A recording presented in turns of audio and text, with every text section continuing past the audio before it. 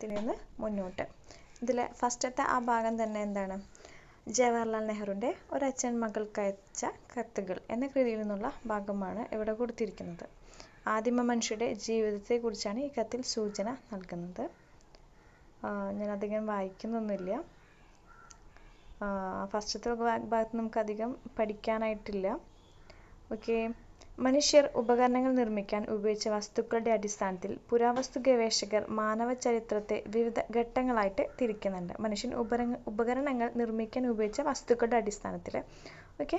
ശിലായുഗം, ലോഹയുഗം. ആ ശിലായുഗത്തിൽ പ്രാചീന ശിലായുഗം, മധ്യശിലായുഗം, നവീന ശിലായുഗം.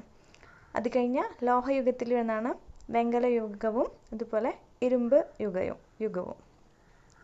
ദെൻ എന്താണ് ശിലായുഗം എന്ന് നോക്കാം. Stone age. മാനവ ചരിത്രത്തിൻ്റെ ആദ്യഘട്ടത്തെ ശിലായുഗമെന്ന് വിളിച്ചത് എന്തുകൊണ്ടാണെന്ന് ചിന്തിച്ചിട്ടുണ്ടെന്ന്. അക്കാലത്ത് മനുഷ്യർ ഉപകരണങ്ങളും ആയുധങ്ങളും പ്രധാനമായും നിർമ്മിച്ചിരുന്നത് കല്ലുകൊണ്ടാണ്. അതിനാൽ ചരിത്രകാരർ ആദ്യഘട്ടത്തെ ശിലായുഗം എന്ന് വിശേഷിപ്പിക്കുന്നു. കല്ലുകൾ കൊണ്ടുള്ള ഉപകരണങ്ങളുടെ നിർമ്മാണ രീതിയെ അടിസ്ഥാനമാക്കി ശിലായുഗത്തെ പ്രാചീന ശിലായുഗം, മധ്യശിലായുഗം, നവീന ശിലായുഗം എന്നിങ്ങനെ മൂന്നായിട്ട് തരംതിരിച്ചിട്ടുണ്ട്.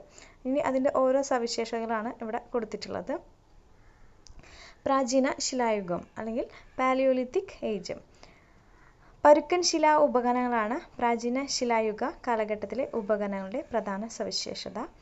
പാലിയോസ് പ്രാചീനം, ലിത്തോസ് ശില എന്നീ രണ്ട് ഗ്രീക്ക് പദങ്ങളിൽ നിന്നാണ് പാലിയോലിത്തിക് എന്ന പദം രൂപം കൊണ്ടത്. ആദിമ മനുഷ്യരുടെ ജീവനോപാധികളുമായിട്ട് ബന്ധമുള്ളതാണ് ഉപകരണങ്ങളുടെ നിർമ്മാണം. ഉപകരണങ്ങളുടെ ഉപയോഗത്തിൽ 3 പ്രധാന ഘട്ടങ്ങൾ ഉണ്ടായിരിക്കുന്നതായിട്ട് പുരാവസ്തു ഗവേഷകർ ചൂണ്ടിക്കാണിക്കുന്നുണ്ട്. എന്തൊക്കെയാണെന്ന് നോക്കാം. പ്രയോജനപ്പെടുത്തൽ. ലഭ്യമായ കല്ലുകളെ രൂപമാറ്റം വരുത്താതെ തന്നെ ഉപയോഗിക്കുന്ന രീതി. രൂപമാറ്റം വരുത്തൽ. ലഭ്യമായ കല്ലുകളെ ആവശ്യാനുസരണം രൂപമാറ്റി ഉപയോഗിക്കുന്ന രീതി. ദെൻ ക്രമവൽക്കരണം. ഓരോ ആവശ്യത്തിനും പ്രത്യേക തരം ഉപകരണങ്ങൾ നിർമ്മിക്കുന്ന രീതി. ഇങ്ങനെ എന്താണ് ഇത്തരത്തിലുള്ള കാര്യങ്ങളാണ് പറയുന്നത്. പ്രയോജനപ്പെടുത്തുന്നു, രൂപമാറ്റം വരുത്തുന്നു, ക്രമവൽക്കരണം. ഇനി പ്രാചീന യുഗത്തിലെ വിവിധ ഘട്ടങ്ങളിൽ ആദിമ മനുഷ്യർ ഉപയോഗിച്ച വ്യത്യസ്ത ഉപകരണങ്ങളുടെ ചിത്രങ്ങളാണ് ചുവടെ നൽകിയിരിക്കുന്നത്. ജസ്റ്റ് ഒന്ന് നോക്കിയാൽ മതി ഏതൊക്കെയാണെന്നുള്ളത്. ഉരുളൻ കല്ലുകൾ ഉപയോഗിച്ചിട്ടുള്ളത്, ദ്വിമുഖ മാതൃശില ഉപകരണം, സാങ്കേതിക രീതിയിൽ നിർമ്മിച്ച ശിലാ ഉപകരണങ്ങൾ, ചിത്രങ്ങൾ ജസ്റ്റ് കണ്ടാൽ മതി. നമ്മൾ അടുത്ത പോയിന്റിലോട്ട് വരുമ്പോൾ ഷോവെ എവിടെയാണ്? ഫ്രാൻസിലാണ്. ലാസ്കോ ഫ്രാൻസിലാണ്. ആനക്കൊമ്പിൽ നിർമ്മിച്ച ശില്പം സറൈസ്ക റഷ്യയിലാണ്. കുസാക്ക് ഫ്രാൻസ്. ഗുഹയിലെ കോറിയിട്ട ചിത്രങ്ങളാണ്. സ്പെയിനിലെ ലാ ഗർമ ഗുഹകളിൽ നിന്നും കണ്ടെത്തിയിട്ടുള്ള അസ്ഥികളിലെ കൊത്തുപണികൾ. അപ്പോൾ ഇത് ഇമ്പോർട്ടൻ്റ് ആയിട്ടുള്ള ഏരിയയാണ്. ഷോവെ അതെവിടെയാണ്? ഫ്രാൻസിലാണ്. ലാസ്കോ ഫ്രാൻസിലാണ്. ആനക്കൊമ്പിൽ നിർമ്മിച്ച ശില്പം സറൈസ്ക റഷ്യയിലാണ്. കുസാക്ക് ഗുഹയിലെ കോറിയിട്ട ചിത്രങ്ങൾ അതെവിടെയാണ്? ഫ്രാൻസിലാണ് സ്ഥിതി ചെയ്യുന്നത്. സ്പെയിനിൽ ലാ ഗർമ ഗുഹകളിൽ നിന്നും കണ്ടെത്തിയ അസ്ഥികളിലെ കൊത്തുപണികളും ഇമ്പോർട്ടൻ്റ് ആണ്.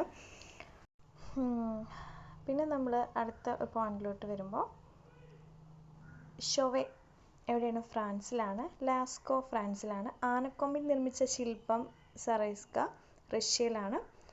കുസാക്ക് ഫ്രാൻസ്. ഗുഹയിലെ കോറിയിട്ട ചിത്രങ്ങളാണ്. സ്പെയിനിലെ ലാ ഗർമ ഗുഹകളിൽ നിന്നും കണ്ടെത്തിയിട്ടുള്ള അസ്ഥികളിലെ കൊത്തുപണികൾ. അപ്പോൾ ഇത് ഇമ്പോർട്ടൻ്റ് ആയിട്ടുള്ള ഏരിയയാണ്. ഷോവെ അതെവിടെയാണ്? ഫ്രാൻസിലാണ്. ലാസ്കോ ഫ്രാൻസിലാണ്. ആനക്കൊമ്പിൽ നിർമ്മിച്ച ശില്പം സറൈസ്ക റഷ്യയിലാണ്. കുസാക്ക് ഗുഹയിലെ കോറിയിട്ട ചിത്രങ്ങൾ അതെവിടെയാണ്? ഫ്രാൻസിലാണ് സ്ഥിതി ചെയ്യുന്നത്. സ്പെയിനിൽ ലാ ഗർമ ഗുഹകളിൽ നിന്നും കണ്ടെത്തിയ അസ്ഥികളിലെ കൊത്തുപണികളും ഇമ്പോർട്ടൻ്റ് ആണ്. ഇനി നമുക്ക് പ്രാചീന മനുഷ്യരുടെ കലാസൃഷ്ടികളുടെ ചിത്രങ്ങളാണ് മുകളിൽ തന്നിരിക്കുന്നത്. ഈ ചിത്രങ്ങളിൽ നിന്ന് നിങ്ങൾക്ക് എന്തെല്ലാം മനസ്സിലാക്കാൻ കഴിയുന്നു? ലളിതമായ ഒഴുക്കൻ വരകൾ, കോറിയിട്ട ചിത്രങ്ങൾ, അങ്ങനെ കുട്ടികൾക്ക് മനസ്സിലാകാത്തിലുള്ള കാര്യങ്ങളാണ് ഈ ഒരു പോയിന്റ്. നമുക്ക് എക്സാം പോയിന്റ് ഓഫ് വ്യൂവിൽ അതിൻ്റെ ആവശ്യമൊന്നും നമുക്ക് വരുന്നില്ല. മൃഗങ്ങളുടെ ചിത്രീകരണം, നമുക്ക് ഷോവെ, ലാസ്കോ ഗുഹകൾ, മൃഗത്തിൻ്റെയും സ്ത്രീയുടെയും കോറിയിട്ട രൂപം, കുസാക്ക് ഗുഹ, വീനസ് പ്രതിമ സറൈസ്ക റഷ്യ എന്നിവ അനുഷ്ഠാനവുമായോ വിശ്വാസവുമായോ ബന്ധമുള്ളതായിട്ട് പുരാവസ്തു ഗവേഷകർ അഭിപ്രായപ്പെടുന്നുണ്ട്. അപ്പോൾ എന്താണ് മൃഗങ്ങളുടെ ചിത്രീകരണമായിട്ടുള്ള ഷോവയും ലാസ്കോയും, അതുപോലെ മൃഗത്തിൻ്റെയും സ്ത്രീകളുടെയും കോറിയിട്ട രൂപം, കുസാക്ക് ഗുഹ, വീനസ് പ്രതിമ സറൈസ്ക, ഇതൊക്കെ നമ്മൾ എന്താണ് നോക്കി വെക്കേണ്ടതായിട്ടുണ്ട്. ഇനി ഗുഹാചിത്രങ്ങൾ വരയ്ക്കുന്നതിന് വിവിധ തരം നിറങ്ങൾ ഉപയോഗിച്ചിരുന്നു. ചെടികൾ, മരത്തിന്റെ തോല്, കായ്കൾ എന്നിവ അരച്ച് ചെങ്കൽപ്പൊടി ചേർത്താണ് ഇവർ നിറങ്ങൾ ഉണ്ടാക്കുന്നത്. സൂര്യപ്രകാശം എത്താൻ കഴിയാത്ത ഗുഹകളുടെ ഉൾഭിത്തികളിലാണ് ചിത്രം വരയ്ക്കുന്നത്. അത്ര ഇമ്പോർട്ടൻ്റ് ആയിട്ടുള്ളതൊന്നും നമുക്ക് അവിടുന്ന് കിട്ടാനില്ല. ദെൻ പ്രാചീന ശിലായുഗം എന്താണെന്ന് നോക്കാം. പരുക്കൻ കല്ലുപകരണങ്ങൾ ഉപയോഗിച്ചിരിക്കുന്നു. പിന്നെ ഗുഹകളിലും തുറസായ സ്ഥലങ്ങളിലും വസിച്ചിരുന്നു. വേട്ടയാടൽ, ശേഖരണം എന്നിവ ആയിരുന്നു ഉപജീവന മാർഗങ്ങൾ. ബാൻഡുകൾ, പറ്റങ്ങൾ ആയിരുന്നു സമൂഹത്തിന്റെ അടിസ്ഥാന ഘടകം. പുരുഷന്മാർ വേട്ടയാടലും സ്ത്രീകൾ ശേഖരണത്തിലും ഏർപ്പെട്ടിരുന്നു. ഭക്ഷണം സംഭരിച്ചു വെച്ചിരുന്നില്ല. നാടോടി ജീവിതമാണ് നിലനിന്നിരുന്നത്. അപ്പോൾ പ്രാചീന ശിലായുഗത്തിന്റെ വല്ല ഇതും ചോദിക്കുകയാണ്, സ്റ്റേറ്റ്മെന്റ് ടൈപ്പ് ചോദിക്കുകയാണെങ്കിൽ എന്താണ്, ഭക്ഷണം സംഭരിച്ചു വെച്ചിരുന്നില്ല. നാടോടി ജീവിതം എവിടെയാണ് സ്റ്റാർട്ട് ചെയ്തിട്ടുണ്ടായിരുന്നത്? പ്രാചീന ശിലായുഗത്തിലായിരുന്നു. ഗുഹകളിലും തുറസായ സ്ഥലങ്ങളിലാണ് അവർ ജീവിച്ചിരുന്നത്. പരുക്കൻ കല്ലുപകരണങ്ങൾ ഉപയോഗിച്ചിരുന്ന കാലഘട്ടമായിരുന്നു പ്രാചീന ശിലായുഗം. ബാൻഡുകൾ അല്ലെങ്കിൽ പറ്റങ്ങൾ ആയിരുന്നു സമൂഹത്തിന്റെ അടിസ്ഥാന ഘടകം. പുരുഷന്മാർ വേട്ടയാടലിലും സ്ത്രീകൾ ശേഖരണത്തിലും ഏർപ്പെട്ടിരുന്നതും ഈ പ്രാചീന ശിലായുഗത്തിൽ ആയിരുന്നു. ഇനി എന്താണ് ബാൻഡുകൾ? 100-ൽ താഴെ അംഗങ്ങൾ ഉൾപ്പെടുന്ന ചെറു സമൂഹങ്ങളാണ് ബാൻഡുകൾ അല്ലെങ്കിൽ പറ്റങ്ങൾ. രക്തബന്ധമാണ് ബാൻഡിലെ അംഗങ്ങളെ പരസ്പരം ബന്ധിപ്പിച്ചിരിക്കുന്നതിൻ്റെ ആവശ്യം ഇല്ല. നമുക്ക് എക്സാം PSC നമ്മൾ HSA പോയിന്റ് ഓഫ് വ്യൂവിൽ മാത്രം നോക്കിയാൽ മതിയല്ലോ. നെക്സ്റ്റ് നമുക്ക് മധ്യശിലായുഗം എന്താണെന്ന് നോക്കാം. Mesolithic age. പ്രാചീന ശിലായുഗത്തിൽ നിന്നും നവീന ശിലായുഗത്തിലേക്കുള്ള പരിവർത്തനത്തിന്റെ ഘട്ടമാണ് ഇത്, മധ്യശിലായുഗം. ഓക്കെ, പ്രാചീന ശിലായുഗത്തിൽ നിന്നും നവീന ശിലായുഗത്തിലേക്കുള്ള പരിവർത്തനത്തിന്റെ ഘട്ടമാണ് നമ്മളുടെ മധ്യശിലായുഗം. മെസോസ് മദ്യം അല്ലെങ്കിൽ ലിത്തോസ് ശില എന്നീ 2 ഗ്രീക്ക് പദങ്ങളിൽ നിന്നാണ് മെസോലിത്തിക് എന്ന പദം ഉണ്ടായിട്ടുള്ളത്. നമുക്ക് സൈഡിൽ മധ്യശിലായുഗത്തിലെ ഉപകരണങ്ങളൊക്കെ കാണിച്ചിട്ടുണ്ട്. പിന്നെ എന്താണ് പ്രാചീന ശിലായുഗവും മധ്യശിലായുഗവും തമ്മിലുള്ള കുറച്ച് വ്യത്യാസങ്ങൾ നോക്കാം.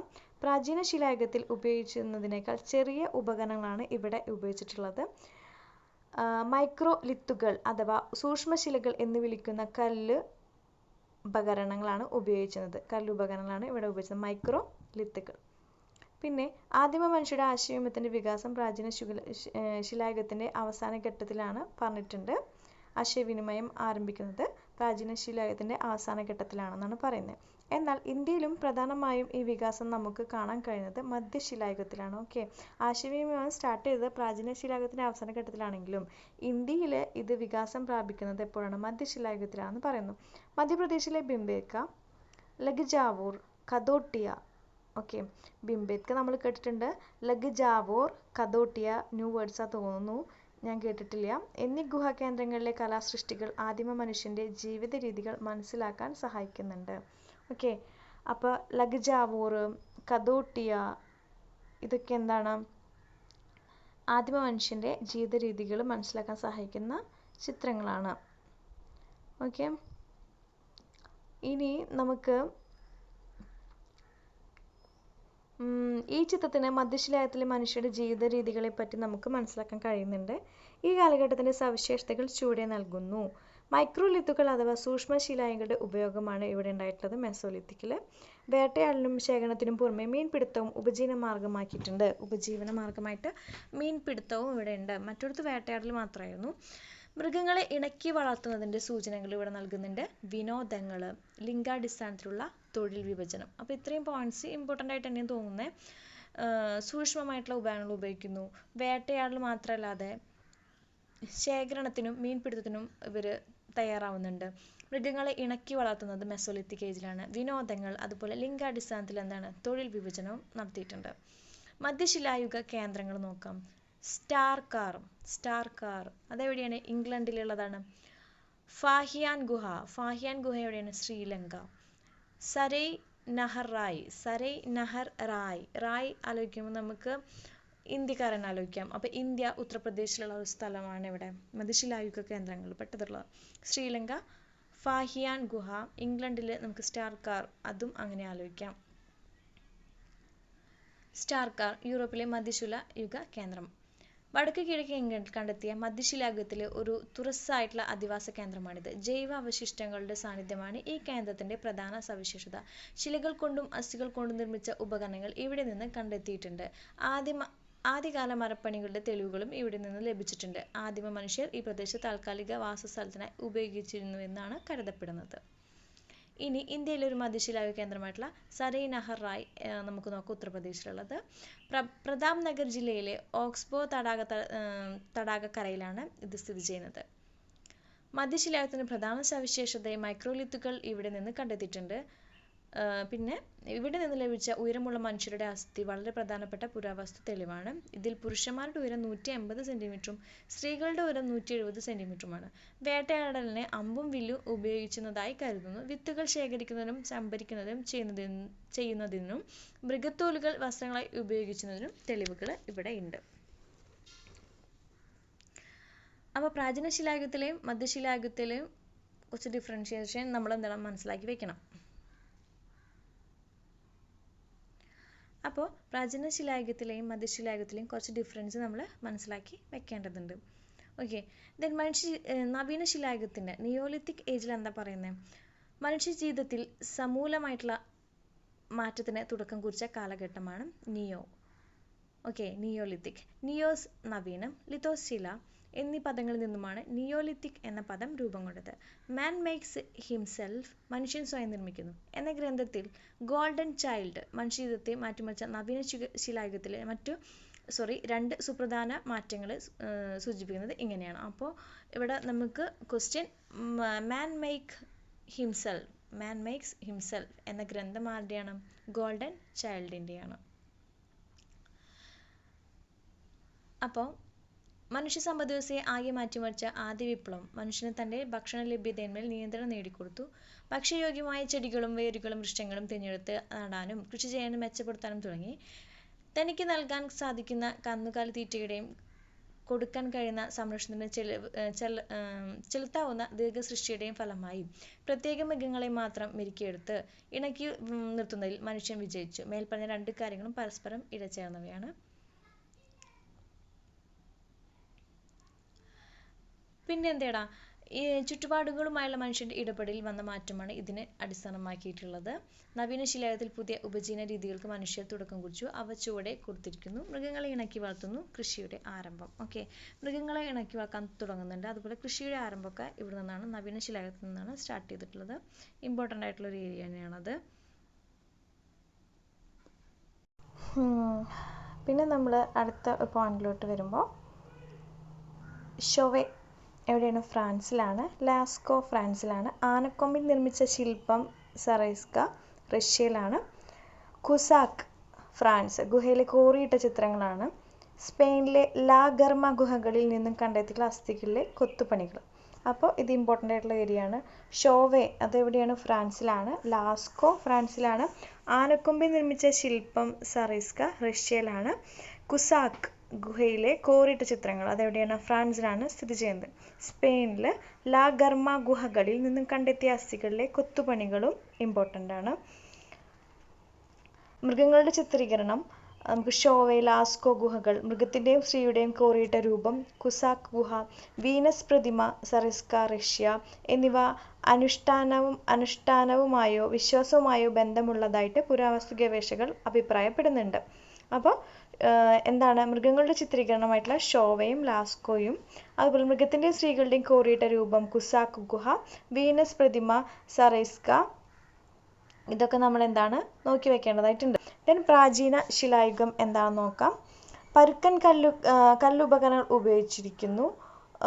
പിന്നെ ഗുഹകളിലും തുറസായ സ്ഥലങ്ങളിലും വസിച്ചിരുന്നു. വേട്ടയാടൽ, ശേഖരണം എന്നിവ ആയിരുന്നു ഉപജീവന മാർഗങ്ങൾ. ബാൻഡുകൾ, പറ്റങ്ങൾ ആയിരുന്നു സമൂഹത്തിൻ്റെ അടിസ്ഥാന ഘടകം. പുരുഷന്മാർ വേട്ടയാടലും സ്ത്രീകൾ ശേഖരണത്തിലും ഏർപ്പെട്ടിരുന്നു. ഭക്ഷണം സംഭരിച്ചു വെച്ചിരുന്നില്ല. നാടോടി ജീവിതമാണ് നിലനിന്നിരുന്നത്. അപ്പോൾ പ്രാചീന ശിലായുഗത്തിൻ്റെ വല്ല ഇതും ചോദിക്കുകയാണ്, സ്റ്റേറ്റ്മെൻറ്റ് ടൈപ്പ് ചോദിക്കുകയാണെങ്കിൽ എന്താണ്? ഭക്ഷണം സംഭരിച്ചു വെച്ചിരുന്നില്ല. നാടോടി ജീവിതം എവിടെയാണ് സ്റ്റാർട്ട് ചെയ്തിട്ടുണ്ടായിരുന്നത്? പ്രാചീന ശിലായുഗത്തിലായിരുന്നു. ഗുഹകളിലും തുറസായ സ്ഥലങ്ങളിലാണ് അവർ ജീവിച്ചിരുന്നത്. പരുക്കൻ കല്ലുപകരണങ്ങൾ ഉപയോഗിച്ചിരുന്ന കാലഘട്ടമായിരുന്നു പ്രാചീന ശിലായുഗം. ബാൻഡുകൾ അല്ലെങ്കിൽ പറ്റങ്ങൾ ആയിരുന്നു സമൂഹത്തിൻ്റെ അടിസ്ഥാന ഘടകം. പുരുഷന്മാർ വേട്ടയാടലിലും സ്ത്രീകൾ ശേഖരണത്തിലും ഏർപ്പെട്ടിരുന്നതും ഈ പ്രാചീന ശിലായുഗത്തിൽ ആയിരുന്നു. മധ്യശിലായുഗം എന്താണെന്ന് നോക്കാം. Mesolithic age. പ്രാചീന ശിലായുഗത്തിൽ നിന്നും നവീന ശിലായുഗത്തിലേക്കുള്ള പരിവർത്തനത്തിൻ്റെ ഘട്ടമാണ് ഇത്, മധ്യശിലായുഗം. പ്രാചീന ശിലായുഗത്തിൽ നിന്നും നവീന ശിലായുഗത്തിലേക്കുള്ള പരിവർത്തനത്തിൻ്റെ ഘട്ടമാണ് നമ്മളുടെ മധ്യശിലായുഗം. മദ്യം അല്ലെങ്കിൽ ലിത്തോസ് ശില എന്നീ 2 ഗ്രീക്ക് പദങ്ങളിൽ നിന്നാണ് മെസോലിത്തിക് എന്ന പദം ഉണ്ടായിട്ടുള്ളത്. നമുക്ക് സൈഡിൽ മധ്യശിലായുഗത്തിലെ ഉപകരണങ്ങളൊക്കെ കാണിച്ചിട്ടുണ്ട്. പിന്നെ എന്താണ് പ്രാചീന ശിലായുഗവും മധ്യശിലായുഗവും തമ്മിലുള്ള കുറച്ച് വ്യത്യാസങ്ങൾ നോക്കാം. പ്രാചീന ശിലായുഗത്തിൽ ഉപയോഗിച്ചിരുന്നതിനേക്കാൾ ചെറിയ ഉപകരണങ്ങളാണ് ഇവിടെ ഉപയോഗിച്ചിട്ടുള്ളത്. മൈക്രോലിത്തുകൾ അഥവാ സൂക്ഷ്മശിലകൾ എന്ന് വിളിക്കുന്ന കല്ലുപകരണങ്ങളാണ് ഇവിടെ ഉപയോഗിച്ചത്, മൈക്രോലിത്തുകൾ. പിന്നെ ആദിമ മനുഷ്യരുടെ ആശയവിനിമയത്തിൻ്റെ വികാസം പ്രാചീന ശിലായുഗത്തിൻ്റെ അവസാന ഘട്ടത്തിലാണ് പറഞ്ഞിട്ടുണ്ട്. ആശയവിനിമയം ആരംഭിക്കുന്നത് പ്രാചീന ശിലായുഗത്തിൻ്റെ അവസാന ഘട്ടത്തിലാണെന്നാണ് പറയുന്നത്.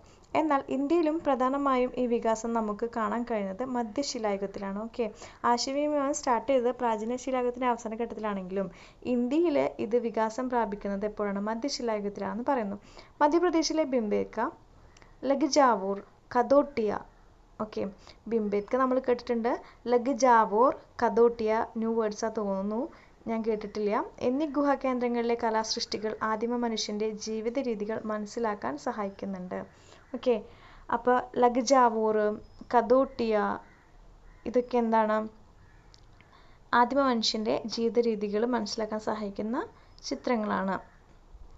ഓക്കെ, പിന്നെ മധ്യശിലായുഗത്തിലെ മനുഷ്യരുടെ ജീവിത രീതികളെ പറ്റി നമുക്ക് മനസ്സിലാക്കാൻ കഴിയുന്നുണ്ട്. ഈ കാലഘട്ടത്തിൻ്റെ സവിശേഷതകൾ ചുവടെ നൽകുന്നു.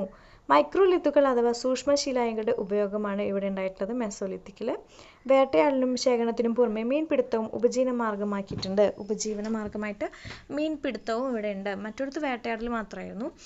മൃഗങ്ങളെ ഇണക്കി വളർത്തുന്നതിൻ്റെ സൂചനകൾ ഇവിടെ നൽകുന്നുണ്ട്. വിനോദങ്ങൾ, ലിംഗാടിസ്ഥാനത്തിലുള്ള തൊഴിൽ വിഭജനം. അപ്പോൾ ഇത്രയും പോയിന്റ്സ് ഇമ്പോർട്ടൻ്റ് ആയിട്ട് തന്നെയാണ് തോന്നുന്നത്. സൂക്ഷ്മമായിട്ടുള്ള ഉപകരണങ്ങൾ ഉപയോഗിക്കുന്നു. വേട്ടയാടൽ മാത്രമല്ലാതെ ശേഖരണത്തിനും മീൻപിടുത്തത്തിനും ഇവർ തയ്യാറാവുന്നുണ്ട്. മൃഗങ്ങളെ ഇണക്കി വളർത്തുന്നത് മെസോലിത്തിക് ഏജിലാണ്. വിനോദങ്ങൾ, അതുപോലെ ലിംഗാടിസ്ഥാനത്തിൽ തൊഴിൽ വിഭജനവും നടത്തിയിട്ടുണ്ട്. മധ്യശിലായുഗ കേന്ദ്രങ്ങൾ നോക്കാം. സ്റ്റാർ കാർ അതെവിടെയാണ്? ഇംഗ്ലണ്ടിലുള്ളതാണ്. ഫാഹിയാൻ ഗുഹ എവിടെയാണ്? ശ്രീലങ്ക.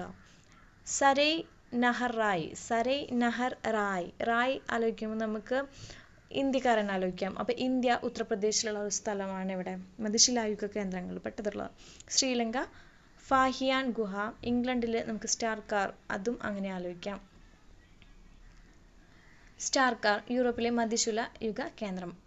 വടക്ക് കിഴക്ക് ഇംഗ്ലണ്ടിൽ കണ്ടെത്തിയ മധ്യശിലായുഗത്തിലെ ഒരു തുറസ്സായിട്ടുള്ള അധിവാസ കേന്ദ്രമാണിത്. ജൈവ അവശിഷ്ടങ്ങളുടെ സാന്നിധ്യമാണ് ഈ കേന്ദ്രത്തിന്റെ പ്രധാന സവിശേഷത.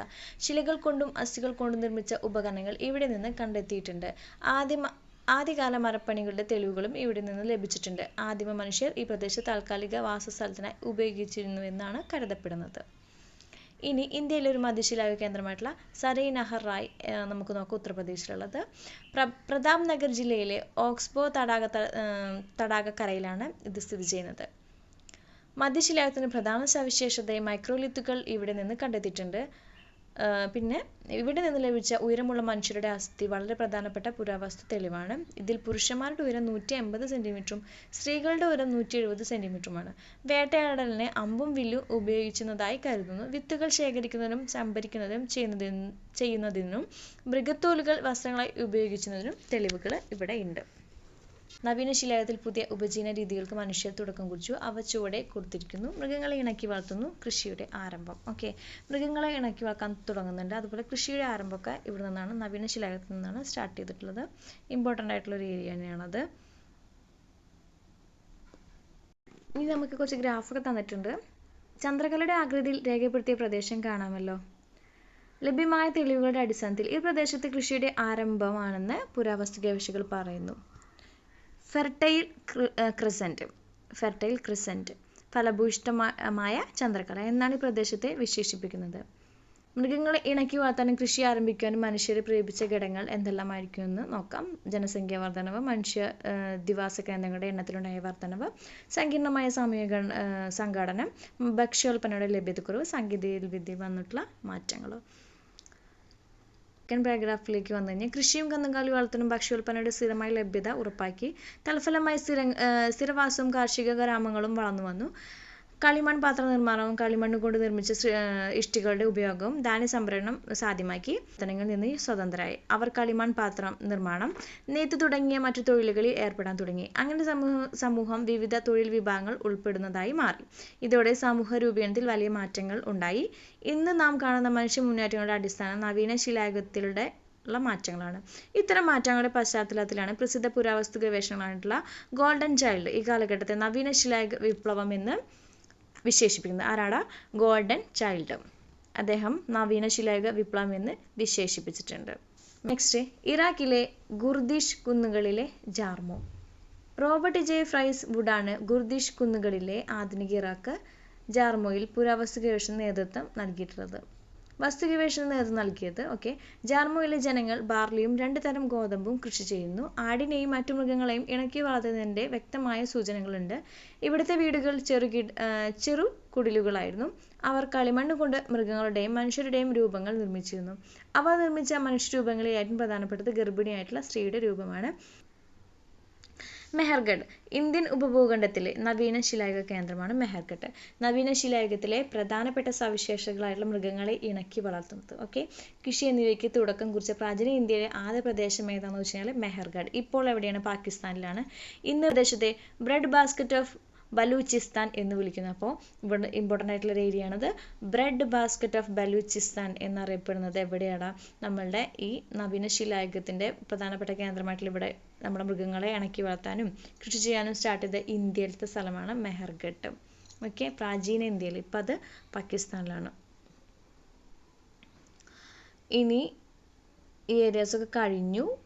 നമുക്കിനി എന്താണ് ലോഹയുഗം എന്ന് വായിക്കാം. ശിലയുടെ സ്ഥാനത്ത് ലോഹങ്ങൾ ഉപയോഗിക്കാൻ തുടങ്ങിയതോടെ മനുഷ്യൻ ലോഹയുഗത്തിലേക്ക് പ്രവേശിച്ചു. സാങ്കേതിക വിദ്യയിൽ മനുഷ്യർ കൈവച്ച പുരോഗതി വ്യക്തമായി പ്രകടമാകുന്ന കാലമാണ് ലോഹയുഗം. മനുഷ്യർ ആദ്യമായി ഉപയോഗിച്ച ലോഹം ചെമ്പായിരുന്നു. സിമ്പിളായിട്ടുള്ള ക്വസ്റ്റ്യൻ ആണ്, പക്ഷേ തെറ്റിക്കാൻ ചാൻസ് ഉണ്ട്. വെങ്കലമാണോ എന്നൊക്കെ തോന്നും. മനുഷ്യൻ ആദ്യമായി ഉപയോഗിച്ച ലോഹം ചെമ്പായിരുന്നു. പ്രകൃതിദത്തമായിട്ടുള്ള ചെമ്പിനെ ആയുധങ്ങളും ഉപകരണങ്ങളുമാക്കി മാറ്റുന്ന സാങ്കേതിക വിദ്യ ഈ കാലഘട്ടത്തിൽ എന്താണ് മനുഷ്യൻ കൈവരിച്ചിരുന്നു. ആദ്യകാല കാർഷിക ഗ്രാമങ്ങളായിട്ടുള്ള ചാദൽ ഹൊയ്ക്ക് എവിടെയാണ്? തുർക്കിയിലാണ്. ചയോനു വടക്കൻ സിറിയ, അലിഗോഷ് ഇറാൻ. ഓക്കെ. ഇമ്പോർട്ടൻ്റ് ആയിട്ടുള്ള കുറച്ച് സ്ഥലങ്ങൾ പറയുന്നുണ്ട്, ഇത് പഠിച്ചു വെക്കേണ്ടതായിട്ടുണ്ട്. അലിഗോഷ് എവിടെയാണ്? അലിഗോഷ് ഇറാൻ. ചാദൽ ഹൊയ്ക്ക് തുർക്കി, ചയോനു വടക്കൻ സിറിയ എന്നിവിടങ്ങളിൽ നിന്നും ചെമ്പിൻ്റെ സാന്നിധ്യം കണ്ടെത്തിയിട്ടുണ്ട്. BCE 7000 ഇതിൻ്റെ കാലമായി കണക്കാക്കുന്നത്. BCE 7000 ഇതിൻ്റെ കാലമായിട്ട് കണക്കാക്കുന്നത്. ഇനി അതിൻ്റെ ആ ഒരു ഉപയോഗത്തിൻ്റെ മേന്മകളെ കുറിച്ചിട്ടാണ് പറയാൻ നമുക്ക് ആവശ്യമില്ല. താമ്ര ശിലായുഗം നോക്കാം. ശിലായുഗത്തെക്കുറിച്ച് നമ്മൾ നേരത്തെ ചർച്ച ചെയ്തല്ലോ. ചെമ്പ് കൊണ്ടുള്ള ഉപകരണങ്ങൾ ഉപയോഗിച്ചുള്ള കാലഘട്ടത്തിനും മനുഷ്യൻ ശിലായുധങ്ങൾ ഉപയോഗിച്ചിട്ടുണ്ടായിരുന്നില്ല. ശിലാ ഉപകരണങ്ങൾക്കൊപ്പം ചെമ്പ് ഉപകരണങ്ങളും ഉപയോഗിച്ച ഈ കാലത്തെ താമ്ര ശിലായുഗം എന്ന് പറയുന്നുണ്ട്. ശിലാ ഉപകരണങ്ങൾക്കൊപ്പം ചെമ്പ് ഉപയോഗിച്ചിട്ടുള്ള ഈ കാലഘട്ടമാണ് താമ്ര ശിലായുഗം, ചാക്കോലിത്തിക് ഏജ്. ഇന്ത്യയിൽ രാജസ്ഥാൻ, മധ്യപ്രദേശ്, മഹാരാഷ്ട്ര എന്നിവിടങ്ങളിൽ താമ്രശിലായുഗത്തിന് നിരവധി അവശിഷ്ടങ്ങൾ കണ്ടെത്തിയിട്ടുണ്ട്. ഇമ്പോർട്ടൻ്റ് ആണ്. രാജസ്ഥാൻ, മധ്യപ്രദേശ്, മഹാരാഷ്ട്ര. ദൈമാബാദിൽ മഹാരാഷ്ട്രയിൽ നിന്ന് ലഭിച്ച ശവസംസ്കാരത്തിന് ഉപയോഗിച്ചുള്ള കലശങ്ങൾ നോക്കുക. നെവാസായി എവിടെയാണ്? മഹാരാഷ്ട്രയിൽ നിന്ന് ലഭിച്ച കളിമണ്ണിൽ ശില നിർമ്മിച്ച കലാനിർമ്മിതികൾ. വെങ്കലയുഗം, ബ്രോൺസ് ഏജ്. BCE 6000-നും 3000-നും ഇടയിൽ മനുഷ്യൻ കാളയുടെയും കാറ്റിൻ്റെയും ശക്തിയെ പ്രയോജനപ്പെടുത്താൻ പഠിച്ചു. കലപ്പയും ചക്രവണ്ടിയും വഞ്ചിയും ഉപയോഗിക്കാൻ തുടങ്ങി. ലോഹ സംസ്കരണ വിദ്യയും കൂടുതൽ വികാസം നേടി. ഫലമായി കൃഷി വ്യാപകമാവുകയും മിച്ചോൽപാദനം സാധ്യമാവുകയും ചെയ്തു. കാർഷികേതര ഉൽപ്പന്നങ്ങൾ ശക്തമാകുകയും മനുഷ്യർ അവരുടെ നാഗരിക ജീവിതത്തിന് സ്വയം സജ്ജമാകുകയും ചെയ്തു. ഗോൾഡൻ ചൈൽഡ് മാൻ മേക്സ് ഹിംസെൽഫ് എന്ന ആ ഒരു അദ്ദേഹത്തിൻ്റെ പ്രധാനപ്പെട്ട കൃതിയിൽ നിന്ന് എന്താണ് എഴുതിയിട്ടുള്ള കാര്യങ്ങളാണ് ഇവിടെ കൊടുത്തിട്ടുള്ളത്. ഇനി വെങ്കലം എന്താ നോക്കാം. ഓട്, ബ്രോൺസ്. ചെമ്പും വെളുത്തീയവും, ചെമ്പും കോപ്പറും അല്ലെങ്കിൽ ടിൻ അല്ലെ ചെമ്പും വെളുത്തീയവും ചേർന്ന് സംസ്കരിച്ചുണ്ടാകുന്ന ലോഹസങ്കരമാണ് വെങ്കലം. ചെമ്പിനേക്കാൾ ഉറപ്പ് ലഭിക്കുന്ന ലോഹമാണ് വെങ്കലം. നാഗരിക ജീവിതത്തിലേക്കുള്ള മനുഷ്യരുടെ കടന്നുവരവിനെ കുറിച്ചുള്ള വിവരമാണിത്. വെങ്കലയുഗത്തിൽ ഇന്ത്യയിൽ വികാസം പ്രാപിച്ചിട്ടുള്ള ഹാരപ്പൻ സംസ്കാരം. ഓക്കെ. ഹാരപ്പൻ സംസ്കാരം വെങ്കലയുഗത്തിൽ ഇന്ത്യയിൽ വികാസം പ്രാപിച്ചതാണ്. ഏത്? നമ്മുടെ ഹാരപ്പൻ സംസ്കാരം. ഹാരപ്പ, മൊഹൻജദാരോ, ലോത്തൽ തുടങ്ങിയ നഗരങ്ങൾ ആസൂത്രിതമായി നിർമ്മിച്ച പൊതുകെട്ടിടങ്ങൾ, വലിയ കുളം, വീടുകൾ, തെരുവ് വീഥികൾ, അഴുക്കുചാലുകൾ, ധാന്യപ്പുരകൾ എന്നിവയും വിവിധതരം കൈത്തൊഴിലുകളുടെയും കച്ചവടത്തിൻ്റെയും സാന്നിധ്യം ഇവിടുത്തെ നഗരവൽക്കരണത്തെ നമുക്ക് വ്യക്തമാക്കി തരുന്നു. അതുകൊണ്ടാണ് ഹാരപ്പൻ സംസ്കാരത്തെ ഇന്ത്യ ചരിത്രത്തിൽ ഒന്നാം നഗരവൽക്കരണം എന്ന് വിശേഷിപ്പിക്കുന്നത്. പുതിയ ടെക്സ്റ്റ് ആയതുകൊണ്ട് തന്നെ കുറച്ച് പുതിയ പോയിന്റ്സ് കിട്ടുന്നുണ്ട്. ഇന്ത്യ ചരിത്രത്തിൽ ഒന്നാം നഗരവൽക്കരണം എന്ന വിശേഷിപ്പിക്കുന്ന ഇതിനെയാണ് നമ്മുടെ ഹാരപ്പൻ സംസ്കാരത്തെയാണ്. വെങ്കലയുഗത്തിൽ വികാസം പ്രാപിച്ചിട്ടുള്ളതാണ് ഈ സംസ്കാരങ്ങൾ. സപ്തസിന്ധു പ്രദേശം, സിന്ധു നദിയും അതിൻ്റെ പോഷക നദികളും ഉൾപ്പെടുന്ന പ്രദേശമാണ് സപ്തസിന്ധു പ്രദേശം.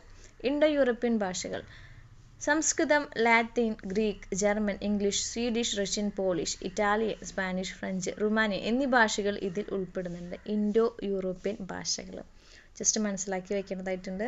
ക്വസ്റ്റ്യൻ എങ്ങനെ വേണമെങ്കിലും വരാം. ഗ്രീക്ക് ഉണ്ട്, ജർമ്മൻ ഉണ്ട്, ഇംഗ്ലീഷ് ഉണ്ട്, Swedish, Russian, Polish, Italian, Spanish, French, Rumanian എന്നീ ഭാഷകളാണ് ഇൻഡോ യൂറോപ്യൻ ഭാഷകൾ. ഇനി നമുക്ക് വേദകാലം അല്ലെങ്കിൽ വേദിക് ഏജ് എന്താന്ന് നോക്കാം. ഹാരപ്പ സംസ്കാരത്തിൻ്റെ തകർച്ചയ്ക്ക് ശേഷം സപ്തസിന്ധു ഇന്ത്യയുടെ വടക്ക് പടിഞ്ഞാറ് പ്രദേശത്ത് ഹാരപ്പ സംസ്കാരം തകർന്നു. പ്രദേശത്ത് കടന്നു വന്നത് ആര്യന്മാരായിരുന്നു. ഇൻഡോ യൂറോപ്യൻ ഭാഷാ കുടുംബത്തിൽ ഉൾപ്പെടുന്ന ഭാഷ സംസാരിച്ചിരുന്നവരായിരുന്നു ആര്യന്മാർ. ഭാഷാപരമായ തെളിവുകളുടെയും അടിസ്ഥാനത്തിൽ ആര്യന്മാരുടെ ജന്മദേശം മധ്യ ഏഷ്യയാണെന്ന് കരുതപ്പെടുന്നുണ്ട്. വേദങ്ങളിൽ നിന്നുമാണ് ഈ കാലഘട്ടത്തെക്കുറിച്ചുള്ള അറിവ് നമുക്ക് ലഭിക്കുന്നത്. അതിനാൽ ഈ കാലത്തെ വേദകാലം എന്ന് പറയുന്നുണ്ട്. BC 1500-നും 600-നും ഇടയിലാണ് വേദകാലം. BC 1500-നും 600-നും ഇടയിലാണ് ഈ കാലഘട്ടം സ്ഥിതി ചെയ്യുന്നത്. വേദകാലത്തെ രണ്ടായിട്ട് തരംതിരിക്കുന്നു. വേദകാലം: ആദ്യകാല വേദകാലം അല്ലെങ്കിൽ ഋഗ്വേദം രചിച്ച കാലം. പിൽക്കാല വേദകാലം: യജുർ, സാമ, അഥർവ വേദങ്ങൾ, മറ്റ് വേദങ്ങളൊക്കെ രചിച്ചിട്ടുള്ള കാലഘട്ടമാണ് അത്. ഋഗ്വേദം രചിച്ചത് ആദ്യ വേദകാലഘട്ടത്തിലാണെന്നൊക്കെ അറിയാവുന്ന കാര്യമാണ്, മനസ്സിലാക്കി വയ്ക്കുക. ആദ്യകാല വേദകാലം സപ്തസിന്ധു പ്രദേശത്താണ് അതുണ്ടായിട്ടുള്ളത്. ഇടയ സമ്പദ് വ്യവസ്ഥ, അർദ്ധനാടോടികൾ, സമൂഹത്തെ സ്ത്രീകൾക്ക് താരതമ്യേന ഉയർന്ന സ്ഥാനം, കാട് വെട്ടിത്തെളിച്ചും തീയിട്ടും കൃഷി ചെയ്തു, നിരവധി ഗോത്രങ്ങൾ ചേർന്നതായിരുന്നു ഈ സമൂഹം, യാഗങ്ങൾ ലളിതവും ഓരോ കുടുംബനാഥനും ചെയ്യാവുന്നതുമായിട്ടുള്ളതായിരുന്നു, പ്രകൃതി ശക്തികളെ ആരാധിച്ചിരുന്നു. ജസ്റ്റ് അതിൻ്റെ സവിശേഷതകളാണ് പറയുന്നത്. എന്താണ്, സ്ത്രീകൾക്ക് കുറച്ചും കൂടി ഉയർന്ന പൊസിഷൻ കിട്ടുന്നുണ്ട് ആദ്യകാല വേദകാലത്തിൽ. അർദ്ധനാടോടികൾ ഇവിടെ ഉണ്ടായിരുന്നു. സപ്തസിന്ധു പ്രദേശത്തിൻ്റെ ഒരു ഏരിയ ആയിരുന്നു ഇത്. ഇടയ സമ്പദ് വ്യവസ്ഥ ഉണ്ടായിരുന്നു.